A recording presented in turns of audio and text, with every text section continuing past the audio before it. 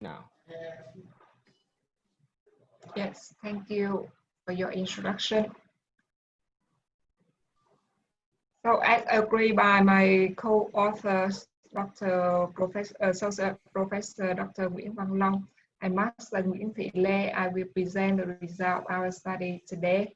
Before that, would you like to watch a short YouTube video clip on how a directory system works? This is one of the videos we incorporated in ESB module. It takes you just less than 1 minute to watch it. So now I press the new share and you can see the video. Yeah, be sure to share with the computer sound as well. Yeah, I've done it.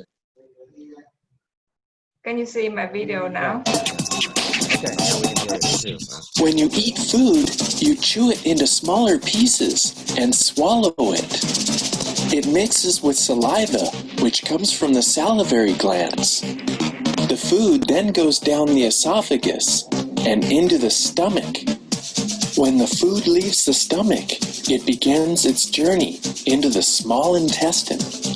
Digestive juices from the liver, gallbladder, and pancreas help break down the food so your body can use it as energy. After winding its way through the small intestine, food enters the large intestine, where water and minerals are pulled out of it. At the end of the large intestine, the food is ready for another journey. So, okay. I'm sorry, I need to share my PowerPoint slide again. Yes. So I believe you can get some points about how a digestive system works in our body and can memorize some terms of the digestive tract. This is one of the short videos we incorporated in our ESB classrooms. So as teacher Nhữ Đình Ngọc Anh has introduced, has read about our bios, I have been teaching for medical students for 20 years, and the co-author Dr. Nguyễn Văn Long received his PhD in the University of Massey in New Zealand and specialized in corn. And this topic, the research topic today we are presenting is tied to corn. There are numerous studies that investigated the use of computer-assisted language learning software to help students acquire a language. The social media in recent years has been considered an effective tool to supplement the traditional teaching methods. One of these is YouTube. YouTube has been used by instructors at all levels from K-12 to higher education. Because YouTube is to a certain extent a new phenomenon, scholars, researchers, instructors in EFL are increasingly concerned about its effectiveness in the EFL or ESL classrooms. Using video clips in teaching ESB is both to be helpful for learners also. In medical English teaching learning, YouTube videos provide diverse information about English language and medical knowledge base as well. As you have just seen the video I showed, like students watch videos about how to perform a lumbar puncture, they will learn not the target language, but also the procedure itself. Generally, YouTube supplies limited opportunities to maximize learning for EFL or ESB students. In our study, we aim at finding out students' perceptions of and attitude toward YouTube subtitled video clips after one semester instruction of medical English, incorporating YouTube videos. The research question of our study is, what are the students' perceptions of and attitudes toward YouTube subtitled video clips used on the development of language skills and areas? Previous studies have found that YouTube videos help EFL learners in learning vocabulary, listening, and so on. In this talk today, I will show the usefulness of YouTube subtitle videos for ESB learners. Most students have a positive perceptions and attitudes toward YouTube subtitle video clips after one semester incorporating YouTube videos in ESP classrooms. They reported that YouTube videos help them improve their language skills and areas. And before ending the talk, I will also present some pedagogical implications offered by the current study for ESP instructors to improve the students' ESP learning. I move on to method. The study consisted of 96 general practitioner fresh students aged from 19 to 20 who attended 45 theory hours of medical English as a compulsory subject in their first year among 6 years studying at Da Nang University of Medical Technology and Pharmacy. The study utilized a set of questionnaires to collect quantitative data for the purpose of the study. And all the participants attended 1 4-hour ESP class every week during the semester. YouTube subtitle videos connected to the lesson were incorporated in every ESP lesson. For example, to demonstrate a conversation between doctor and patient, to demonstrate a medical situation, or to demonstrate a medical procedure or a body system, and so on. And the questionnaires were administered at the end of the semester. And these are the findings we had after analyzing the data. The study proved the usefulness of YouTube subtitle videos on the development of the language skills and areas. YouTube subtitle videos were considered to be an effective tool in ESP classrooms, and they help students acquire language skills and areas.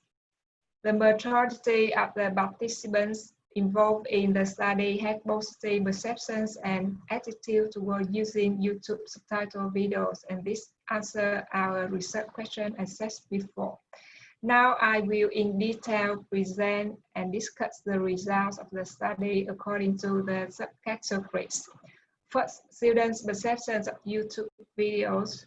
As can be seen in the charts, the axis shows the statement that the students perceive of using YouTube videos in ESP's classrooms, and the y-axis shows the percentage students agreed with the statement. In general, the students had clear perceptions of the usefulness of incorporating YouTube videos in ESP classrooms. As can be seen here, students strongly agree with almost the statements, with more than 80% agreed. Only one statement when asking about improving writing skill, 77.1% students agree with this statement. And remarkably, for the first 3 items, the finding indicated that YouTube are considerably useful in helping students memorize words faster, enhance vocabulary knowledge, and improve pronunciation, with more than 90% agree with that. For the first 2 items, memorize target words and enhance medical vocabulary knowledge, our findings are in line with many previous studies. But 1994 concluded that YouTube subtitles videos help students receive and recognize words easily. In addition, images in the videos appeared along with the context, situations concerning lesson contents, enhance the effectiveness of learning a language by helping learners recognize the words quickly and guess the meanings of the words with the support of subtitles, and enriching vocabulary through images. Wilson 2000, Smith 1997, Mueller 2012, and Rina 2015 study. And for YouTube help improving pronunciation and listening skills, as you see here, we have a very high proportion of agreements with these statements. And SK 2000 and GAS 2014 reported that there are real benefits of videos with English captions in improving pronunciation and listening skills. Regarding improving grammar and sentence structure, the finding cooperated with the result of Brownia 2014 that using YouTube videos helped to recognize sentence structures in the context easier. And the current study is in line with many other previous studies about saying that YouTube have improved language skills, that the students understand not only the lesson but also communicate better when the teacher incorporate YouTube in their lessons. And YouTube have improved the results of vocabulary and reading text, improve listening skills also, and help learners at all age improve writing skill, recall video contents better, and also gain better scores in the tests at the end of the semester. Apart from that, the cognitive theory of multimedia learning theory is a good explanation as to why videos help the students to learn better. The theory suggests that presenting information in video format, thereby catering to both visual as well as auditory senses, is more effective method of teaching than just through either of those senses alone. Now let's move on the next category about attitude of the student toward the YouTube videos used during the semester.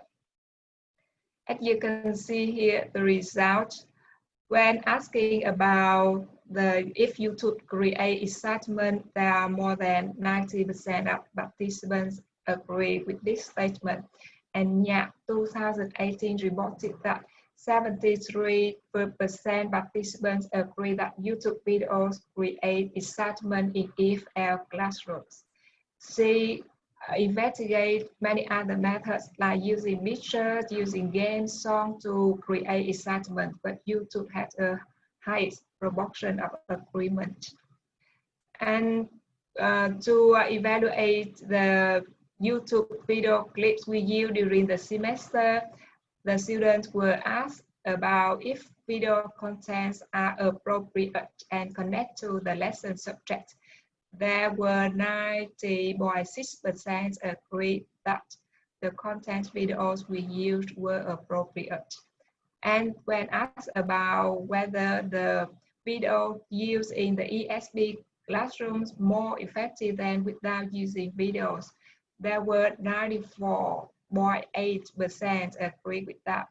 And the other previous study reported that the video subtitle used in the ESB classroom encourage learner autonomy and support classroom outside activities with diverse YouTube video subtitle videos. And apart from that, we also asked some questions about to ask students to evaluate the YouTube video we used during the semester. The first question is, how difficult are the YouTube videos? As you can see here, the orange part, there were 47.90% the students reported that the videos used during the semester were neither difficult nor easy, but also 30.20% of the participants answered that they were difficult. So this is one of the clues for us to lead to the pedagogical implications later. The second question we asked the students to evaluate is how would you rate the length of the new video, YouTube videos, because this matter, the length of the video also need to be checked to maintain the attention of the students when we incorporate it in the ESB classrooms. And the findings indicated that 63.50% of the participants agreed, say that the YouTube video clips we used in the ESB classroom were in average length.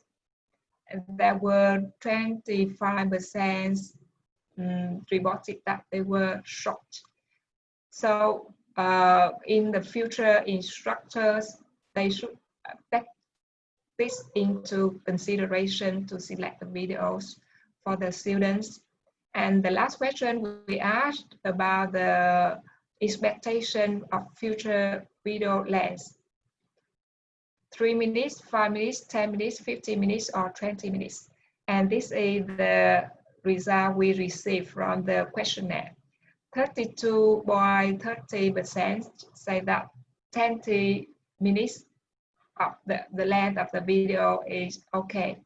And 22.90% of the students say that 5 minutes of the videos is okay. And the video we used during the last semester had the length of 5 to 10 minutes. Based on the finding of the study I have just shown, as well as the review of the previous literature, it can be deduced that teachers should be encouraged to use YouTube subtitle videos in their ESP classrooms. And YouTube subtitle videos help amplify learning doing tests, self-study, self-research. And using YouTube videos is a necessity to foster and capture the students' attention and engagement. And this current study offers some pedagogical implications for future instructors that when they select YouTube subtitle videos, they should take into consideration the following criteria. First, the difficulty of YouTube videos. Second, the length of YouTube videos. Third, the lessons objectives is that the video you selected in line with the lesson objectives and lesson contents, and the attractiveness of YouTube videos, the images, the colors of the videos, is also one of the criteria should be taken into consideration. And also brief-wide both video watching activities should be well designed to make full use of pedagogical implications of using YouTube videos in ESP classrooms as well. And from even we have tried to fulfill on the criteria and on the scientific criteria of our study, there's still some limitations, and these are some expectations for future research. The future researchers should do qualitative method, like to have some interviews with the participants as well, to have a deep insights about the perception and attitude toward YouTube youth, and the effect of YouTube videos on ESP classrooms should be investigated. Whether you can choose the classroom without using videos and the classroom using videos, so they can evaluate the effect of the YouTube videos in the ESP classroom. And future studies should also consider using a collection of other major students than just medical students in this study. So that I would like to end my presentation here. There are no participants in my session, but if you have any questions, please raise your questions now. Thank you very much for your listening.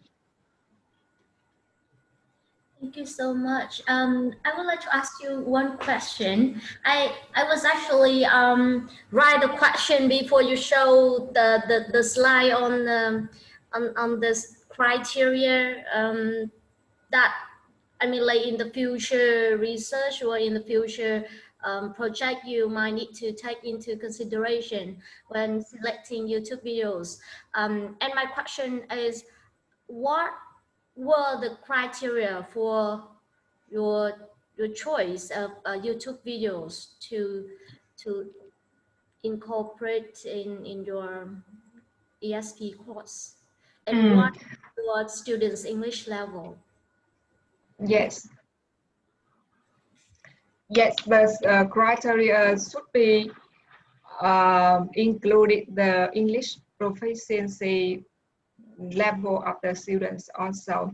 So that's why I put it here, the difficulty of the YouTube videos has some effect with the attention of the students also. So in the future research, the researchers should evaluate or should have a questionnaire or should have a pre-test to check the proficiency, English proficiency level of the students before select the YouTube videos. It will be best fit with their level, then they will attract their attention during the lesson.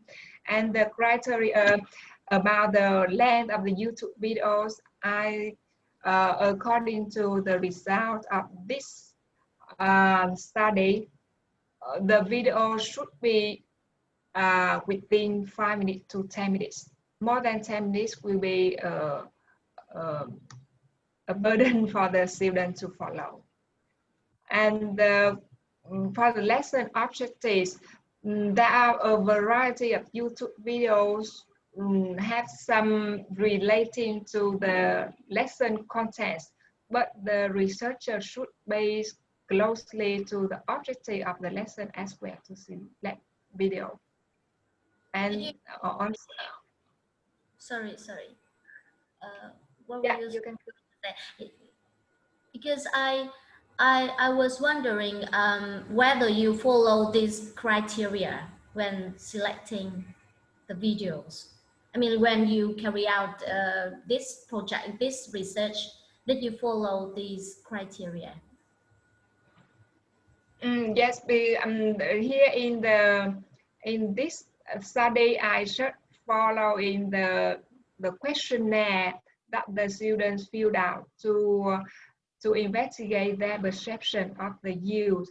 So that based on the question I asked about how difficult that YouTube or the length, how would you rate the length of YouTube or the length that you expect? Based on this question that I will, we have a withdraw the criteria to select the future videos for the participants in their future classrooms. Because I remember that you know, there's some literature review already mentioned the length, the suggested recommended length of videos for our students, and so maybe we should not just like solely depend on the students' recommendation. They might think that okay, this length is okay, but like for, you know, I mean, like based on the carry out the done research, then the result might be different. So it would be better if we can like look back, like based on the literature review on Yes. the criteria, and then yeah.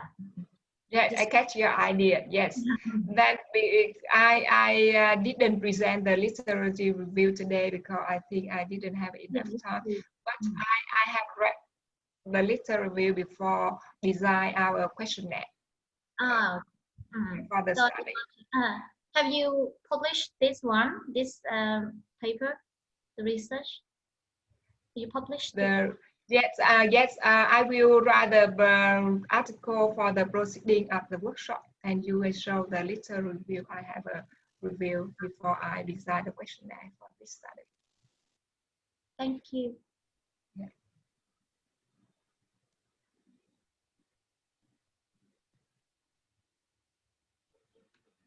Okay. Any other questions from? I think we have 2 participants here. Okay, so one participant is Ms. Lin Nguyen, the other speakers of this session, but we have Lin Nguyen is the co-author of the study. Co-author, yeah. He's my colleague, yeah. And then Ms. Võ Tuyết Thanh, I think she's a proper participant. So were you able to watch a little bit of our presentation, and do you have any questions in mind? Maybe. You can type in the comment, or you can speak up. So we have Dr. Tang as a guest, I hope.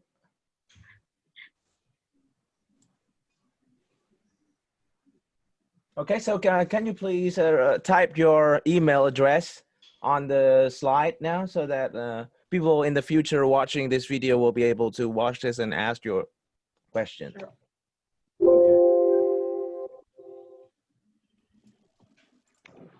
So I need to stop share to do that. I can write. No, you just type on the screen. You just type on your screen. Yeah, maybe your email address. Yeah. Yeah. How can I add a new slide? Yeah, new slide. Do that. New slide here.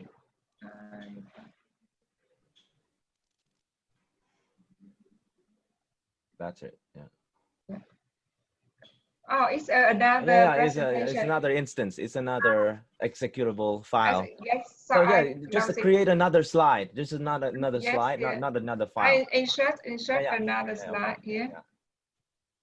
Yeah. Where can I put it? Oh, okay, just replace it. Yeah, just replace the title with your email. Right. Future research. Yeah. Future research. You type the email there. Yeah, just type in your. Yeah. So I can just type here. Yeah. Yeah. Okay.